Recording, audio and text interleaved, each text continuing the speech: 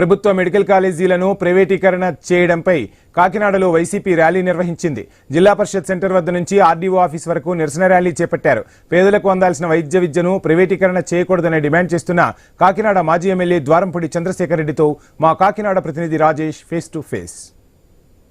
ఆదేశాల మేరకు ఈరోజు కాకినాడలో ర్యాలీ నిర్వహించారు. దీనికి ప్రధాన కారణం ఏవైతే మెడికల్ కాలేజ్ ప్రభుత్వానికి సంబంధించి మెడికల్ కాలేజ్ ప్రైవేటీకరణ చేయడంతో ఈరోజు ర్యాలీ నిర్వహించారు. ప్రస్తుతం వద్ద ఎవరైతే మాజీ ఎమ్మెల్యే ద్వారంపూడి చంద్రశేఖర్ వారికి మరింత సమాచారం అడిగే ప్రయత్నం కూడా చేద్దాం. సార్ చెప్పండి, ఈరోజు ప్రభుత్వ ప్రైవేట్ కాలేజీని ప్రైవేటీకరణ చేయడంతో ఇవాళ ర్యాలీ నిర్వహించారు. అంటే ఏంటి, దీన్ని ఏ రకంగా చూడొచ్చు? అంటే 175 నియోజకవర్గాల్లోనూ ఈరోజు ప్రజలకు అవగాహన కల్పించడం కోసం ఈ ఉద్యమాలు. ఏదైతే 17 మెడికల్ కాలేజ్ జగన్మోహన్ రెడ్డి ప్రభుత్వ మెడికల్ కాలేజ్ పెట్టాలనుకున్నారో దాన్ని ప్రైవేట్ పరం చేసేసి ప్రజలకి వైద్యాన్ని విద్యని వైద్యాన్ని రెండు కూడా భారం చేసే పరిస్థితిలో చంద్రబాబు నాయుడు ఉన్నారు. సో ఇది ఉద్యమం నియోజకవర్గ స్థాయిలో చేయడానికి కారణం ఏంటంటే కాకినాడ నియోజకవర్గంలో వాళ్ళందరికీ తెలియాలి వీటిలో ఉపయోగం ఏమిటని.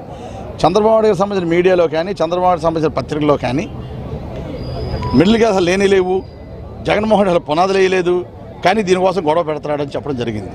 17 మెడికల్ కాలేజ్ పర్మిషన్ ఇచ్చిన ప్రారంభిస్తే 17 మెడికల్ కాలేజీలో 5 మెడికల్ కాలేజీలో అడ్మిషన్ స్టార్ట్ అయిపోయినాయి. ఇంకా 3 మెడికల్ కాలేజీ పూర్తి అయిపోయినాయి, అడ్మిషన్లు పెట్టాలి. అటువంటి అడ్మిషన్ పెట్టే సమయంలో చంద్రబాబు నాయుడు మాకు వద్దని చెప్పి లెటర్ రాయడం జరిగింది.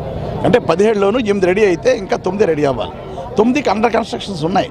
కనుక ఇంత మంచి ఉద్దేశం జగన్మోహన్ రెడ్డి చేస్తే ఈరోజు చంద్రబాబు నాయుడు ప్రైవేట్ పరంతో ఏదో తులనకి పరానికి ఇచ్చేయడం జరుగుతుంది. ఈ ప్రైవేట్ పరం చేయడం వల్ల ఎక్కడా కూడా ఈ ఇండియాలో భారతదేశంలో ప్రైవేటు వైద్యం అన్నది ప్రైవేట్ మెడికల్ అనేది ఎక్కడ సక్సెస్ అవ్వలేదు. అన్ని చోట్ల కూడా ప్రభుత్వ వైద్య కళాశాలలు ఉన్నాయి, ప్రభుత్వం కళాశాలలోనే రన్ అవుతుంది. సుమారు 3500 మంది స్టూడెంట్స్ ఈరోజు డాక్టర్లు అయ్యి బయటకు వద్దురు ప్రతి సంవత్సరం కూడా. అటువంటిది మన ఆంధ్ర రాష్ట్ర ప్రజలకి అదొక ఇబ్బంది. అంటే విద్యని దూరం చేశాడు, వైద్యుని కూడా దూరం చేశాడు. మనం ప్రధానంగా చూసుకుంటే ఈ పీపీపీ పద్ధతి అని చెప్పి కూటమి ప్రభుత్వం చెప్పింది. అయితే 8,000 కోట్ల రూపాయలు గత ప్రభుత్వం కేంద్ర రాష్ట్ర ప్రభుత్వాలు విడుదల చేస్తున్నాయి. ఇప్పటికే మీరు 2,000 కోట్లు ఖర్చు పెట్టారు. అంటే 5,000 కోట్ల రూపాయలు దగ్గర లేవంటారా? 5,000 కోట్ల రూపాయలు చంద్రబాబు అనుకుంటే చేసేయగలడు. 2.5 లక్షల కోట్లు అప్పులు చేసి 18 నెలల్లో 5,000 కోట్లు పెట్టడానికి ఆలోచిస్తారంటే చాలా దుర్మార్గపు చర్య. కనుక తప్పకుండా మెయిన్ పేదవాడికి ఈ హాస్పిటల్స్ అన్నీ ప్రభుత్వ వైద్య స్థలాలన్నీ పూర్తయితే ఆరోగ్య కార్డు పని లేదు, మనకి డైరెక్ట్గా వెళ్ళి ఉచిత వైద్యం చేయించి బయటకు వచ్చేయచ్చు. చాలామంది ఈరోజు కూడా మా కాకినాడ జనరల్ ఆసుపత్రి చాలా దూరం నుంచి వస్తున్నారు. వీళ్ళెవరైనా దూరం వచ్చే పని లేదు, వాళ్ళ ప్రాంతంలోనే హాస్పిటల్ కడుతున్నారు. జగన్ ఏలూరులో కడుతున్నారు, పక్కన రాజమండ్రిలో కడుతున్నారు, రాజమండ్రి అయితే ప్రారంభించి అమలాపురంలో కడుతున్నారు. సో అమలాపురం ప్రజలు చాలామంది వస్తారు, ఈసారి వచ్చే పనిలే. రాజమండ్రి నుంచి చాలామంది వస్తారు, వచ్చే పని లేదు. ఏలూరు కొవ్వూరు నుంచి చాలామంది వస్తారు, వచ్చే పని లేదు.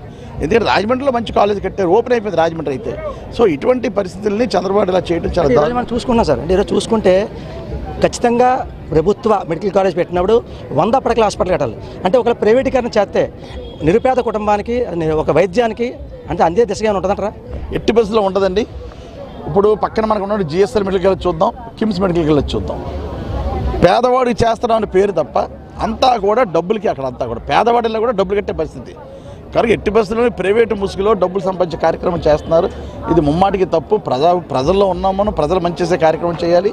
కనుక ఎట్టి బస్సులోనూ ప్రైవేటు మెడికల్ కాలేజ్ అన్నది చాలా దుర్మార్గం చేయాలి. ప్రభుత్వ పరంగానే ఈ నిర్వహిస్తే బాగుంటుందని మా అందరి అభిప్రాయం. అందుకనే మేము అందరూ కూడా ఈ ఉద్యమం చేయడం జరుగుతుంది. ఇప్పటికైనా ప్రభుత్వం దిగిరాకపోతే వైసీపీ నుంచి ఉద్యమం ఏ రకంగా ఉంటుంది? 100% మా నాయకులు జగన్మోహన్ రెడ్డి గారు ఒక్క డిసిషన్ తీసుకుంటే వెనక్కి తగ్గే మనిషి కాదు.